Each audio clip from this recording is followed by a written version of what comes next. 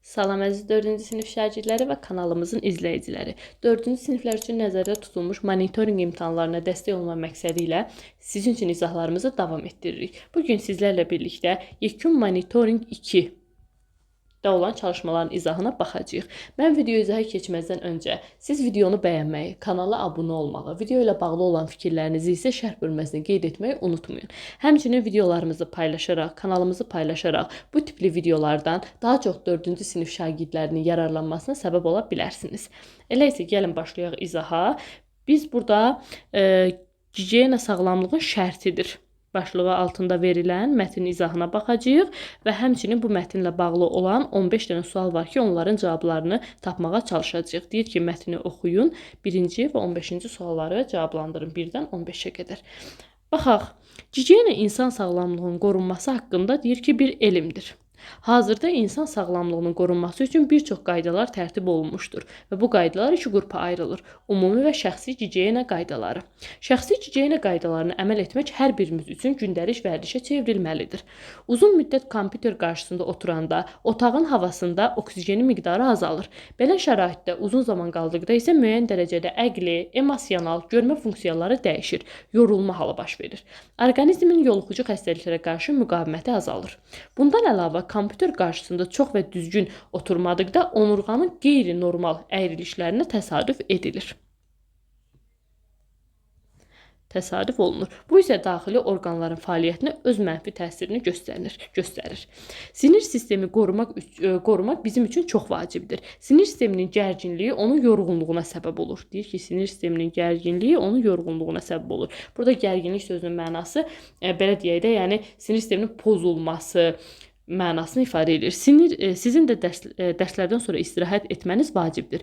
Zehni yorğunluğunuzu vacibdir ki, zehni yorğunluğunuz aradan qalxsın.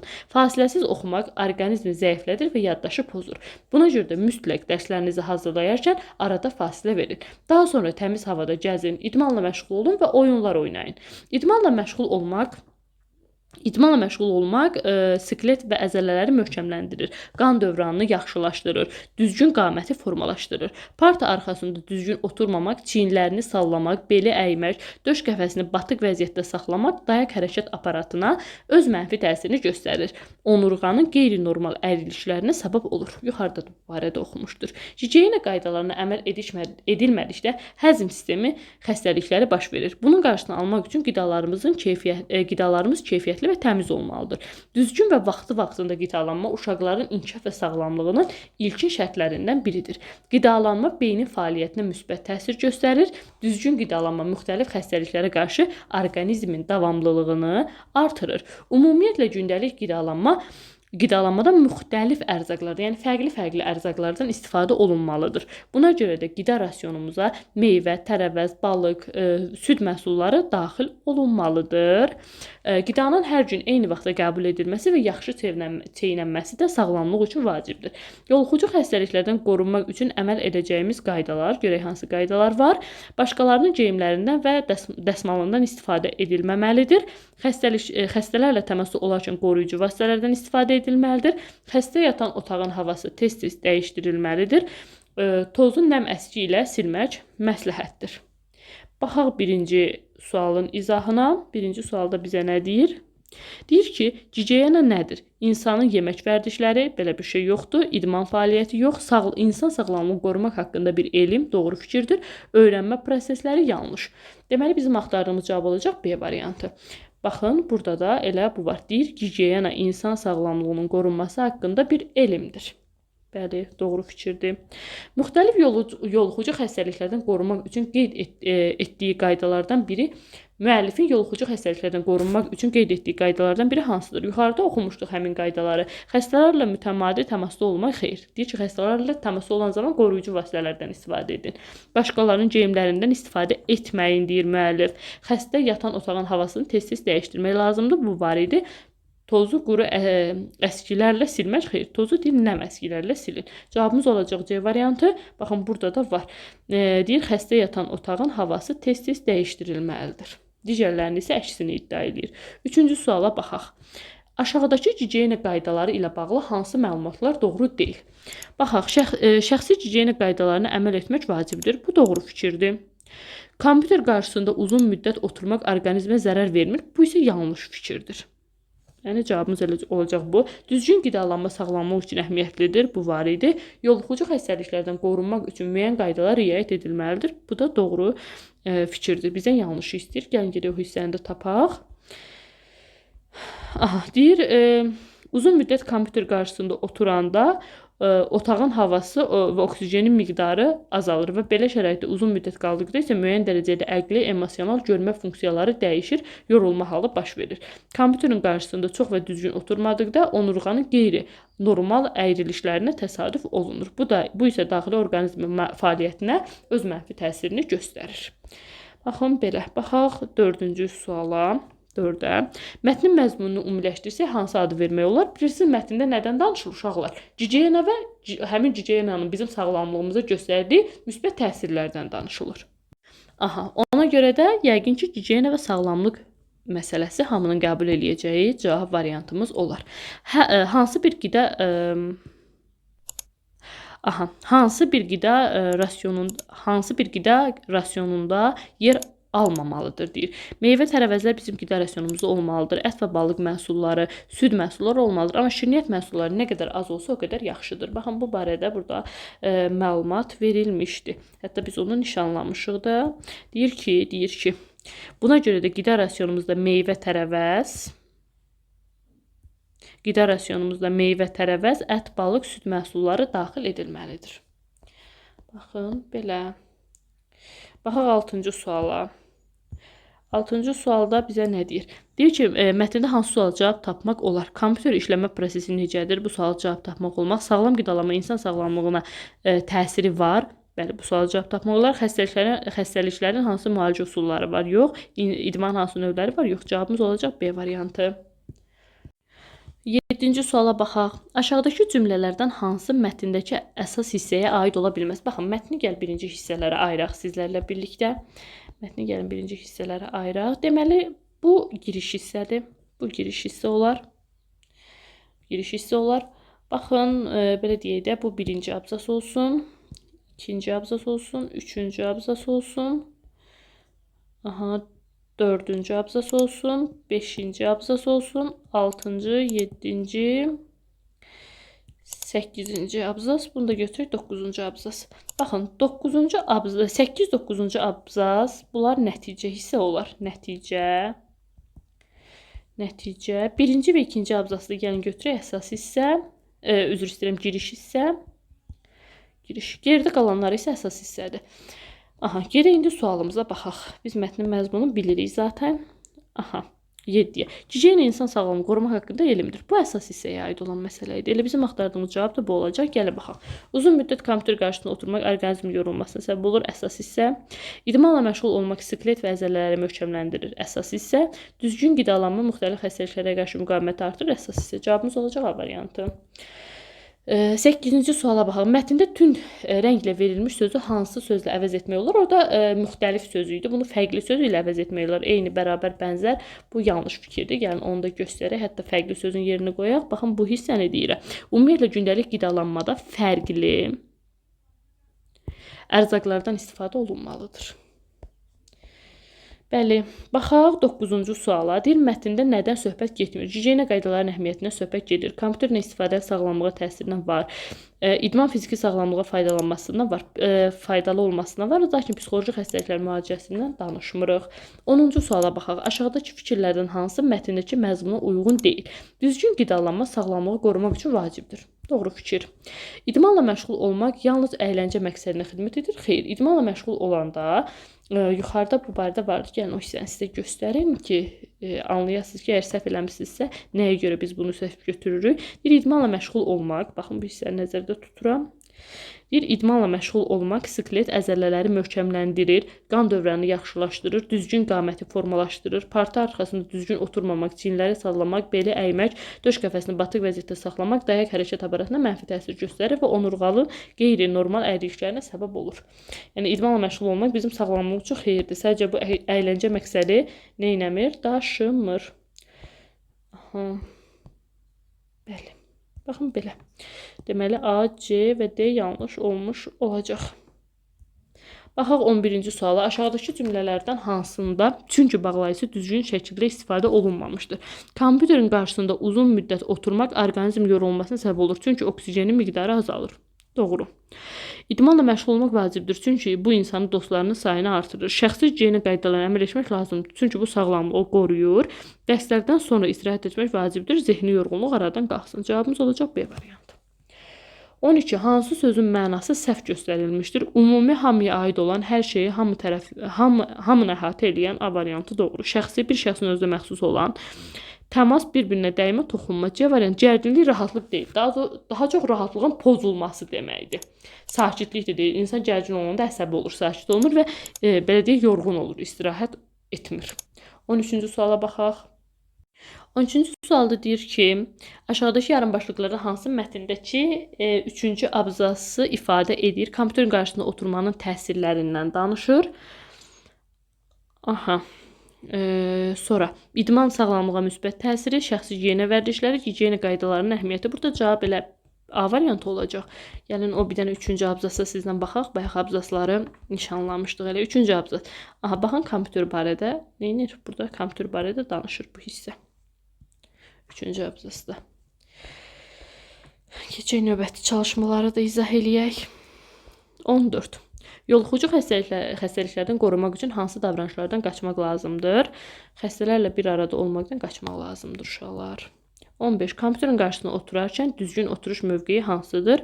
Onurğanı düz tutmaq, beli əymək, çiyinləri sallamaq, döş qəfəsini batırmaq düzgün oturuş vəziyyəti deyil. Keçək növbəti mətnə.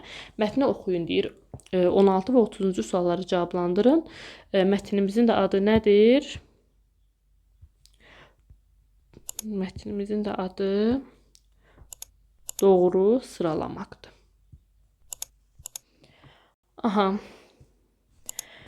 Müəllim əlində böyük bir qutu sinifə daxil oldu.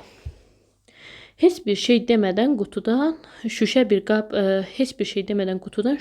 çıxarıb stolun üstünə qoydu.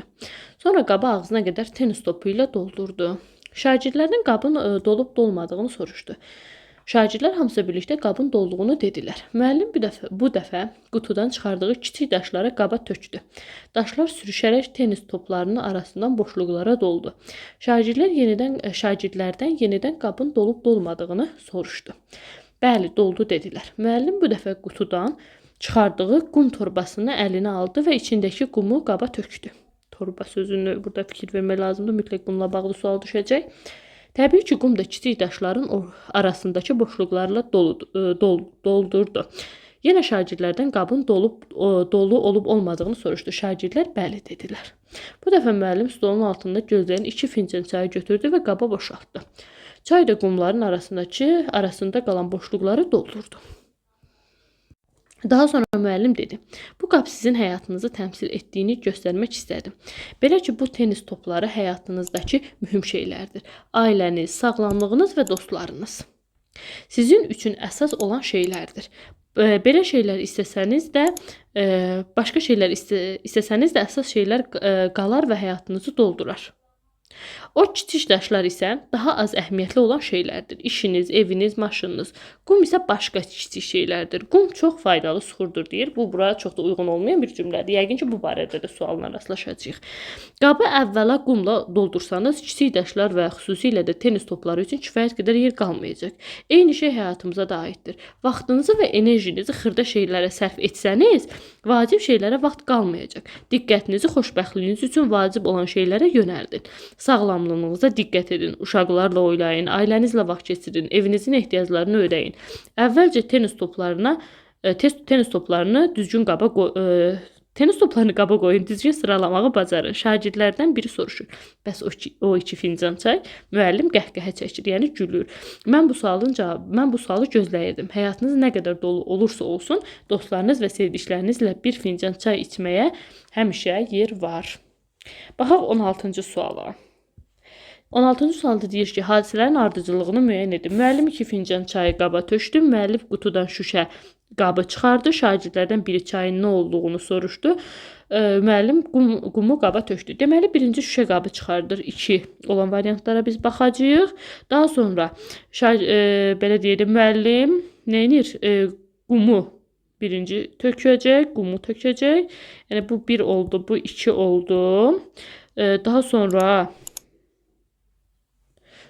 bu 3 olacaq. Daha sonra isə bu da axırıncı 4-cü olacaq. Cavabımız olacaq B variantı. 17-yə baxaq. Deyir mətndə hansı suala cavab yoxdur? Kiçik daşlar nəyi bildirir? Bu sualın cavabı vardı. Müəllim qabı ilk nə ilə doldurdu? Tenis topları ilə. Müəllim kiçik daşları haradan toplamışdı? Bu barədə heç bir məlumatımız yoxdur. Deməli cavabımız olacaq C variantı. Digərlərin üstün vuraq. Qab əvvəlcə qumla doldursaq nə baş verir? Bu sualın da cavabı belə deyirik, digərlərinə yer qalmaz idi. Cavabımız olacaq C variantı. 18. Hansı söz mətnin sonuncu cümləsindəki nöqtələrin yerinə uyğun gəlir? Burada baxın, bu hissəni bizdən soruşurlar. Aha. Deyir ki, sevdiklərinizlə bir fincan çay içməyə həmişə yer var. Baxaq görək o söz burada varmı özü? B variantı bizim axtardığımız cavab olmuş olacaq. 19-cu suala baxaq. Deyir, mətnin məzmunu uyğun olmayan cümlə neçənci abzası işləmişdir? Bayaq o oxuduğumuz cümlə idi. Qum çox faydalı suxurdur. Yəni bunun mətnlə ümumi, yəni yaxından uzaqda heç bir əlaqəsi yoxdur da. Neçənci abzasdadır bu? 1-ci, 2-ci, 3-cü, 4-cü, 5-ci abzasdır. Cavabımız da olacaq C variantı. Tünd qara hərflə verilmiş sözün izahına uyğundur. Tünd qara hərflə baxaq hansı söz verilib. Baxaq, torba sözü verilib. Torba sözü deyir, torbasını əlindən aldı və içindəkilərə qum tökdü. Görək torba sözü hansıdır? Taxtadan, xeyr, torba taxtadan hazırlanmır. Dağılan şeyləri saxlamaq üçün qab kisə, bəli, bizim cavabımız B variantı ola bilər. C dəmirdən və metaldan da hazırlanmır. 21-ci suala baxaq. 21-ci sualda nə deyir? 21-ci sualda bizə deyir ki, müəllim qumu qaba tökdü və nəticədə nə baş verdi? Tenis toplarının arasındakı boşluqları doldurdu. Xeyr, bu daşlar idi. Kiçik daşların arasındakı boşluqları doldurdu. Bəli, bu variant ola bilər. Qumlar arasındakı boşluqları doldurdu. Qab ağzına qədər tenis topları ilə doldu. Cavabımız olar B variantı. 22-ci sual. Hansı hərəkət müəllimə aid deyil deyir? Şagirdlərə maraqlı dərs verir. Bəli. Şagirdin sualını cavablandırır. Axırda bəli o 2 fincan çayın nə olduğunu deyir. Şagirdlərin təcrübənin sonunda qiymətləndirir. Xeyr, qiymətləndirmə aparmır. Cavab C variantı olacaq. Şagirdlərin həyatla bağlı məsləhət verir. Bəli, deyir ki, özünüzə və xoşbəxtliyinizə vaxt ayırın. Mətndə əsas fikir nədən ibarətdir? Uşaqları sevən həyatı da sevər. Yox, böyüyə hörmət etməkdən danışılmır. Dostunu göstər, sənin kim olduğunu deyir. Dostluqdan da çox danışılmır. Amma deyir, əgər həyatda rahatlıq istəyirsənsə, vaxtını hədər yerə itirmə. 24-cü sual. Çərçivədəki cümləni davam etdirən cavabı seçin. Vaxtınızı və enerjinizi xırda şeylərə sərf etsəniz, vacib şeylər üçün vaxt qalmaz. 25-ci suala baxaq. Bir şeyi işlətmək, xərcləmək, yəni sərf etmək mənasını ifadə etmiş olacaq. 26-cı suala baxaq. Altından xətt çəkilmiş birləşməni hansı ifadə ilə əvəz etmək olar? Orada qəhqəhə çəkməkdir uşaqlar, gülmə ifadəsi ilə əvəz etmək olar. Baxın, bunu deyirəm. Deyir, müəllim qəhqəhə çəkdi, yəni güldü. Belə. Hansı sual qaldı? 27-ci suala baxaq. Müəllim şagirdlərinə nəyi məsləhət gördü? Dostlarını dar gündə kömək etməyi, diqqətlərini xoşbəxtlik üçün vacib olan şeylərə yönəltməyi. Baxın, cavabımız olacaq elə bu B variantı. Peşə seçərkən düzgün seçməyi, ata-analarına daim qayğısına qalmağı. Müəllimə aid xüsusiyyətlər. Müəllim rəhimsiz, sərt, laqeyd deyildi, şagirdləri ilə səmimi idi. 29. Hansı bənd həyatımızın nə qədər dolu olsa da, dostlarımıza və sevdiklərimizlə bir fincan çay içməyə həmişə yer var fikrini sübut edir. Daşlar sürüşərək tenis toplarının arasındakı boşluqları doldurdu. Bu yanlış variantdır. Kiçik daşlar daha az əhəmiyyəti olan şeylərdir. Xeyr, müəllim qutudan çıxartdığı qum torbasını əlinə aldı. Xeyr, çay qumların arasındakı qalan boşluqları doldurdu. Baxın bu. 30-cu və sonuncu suala baxaq. Mətnə əsasən hansı fikirlər yanlışdır? Ailəniz, sağlamlığınız və dostlarınız əsas olan şeylərdir. Doğru fikirdir. İşiniz, eviniz, maşınınız daha az əhəmiyyətli olan şeylərdir. Bəli, qaba tökülən qum həyatımızdakı mühüm şeylərdir. Xeyr. Qum kiçik daşların arasındakı boşluqları doldurdu. Bu da doğru fikirdir. Cavab olacaq 30-da C variantı. Baxın belə. Bir monitorinqin izahının da sizinlə birlikdə sonuna gəlmiş olduq. İnşallah növbəti izahları da çəkib sizə köməklik göstərəcəyik.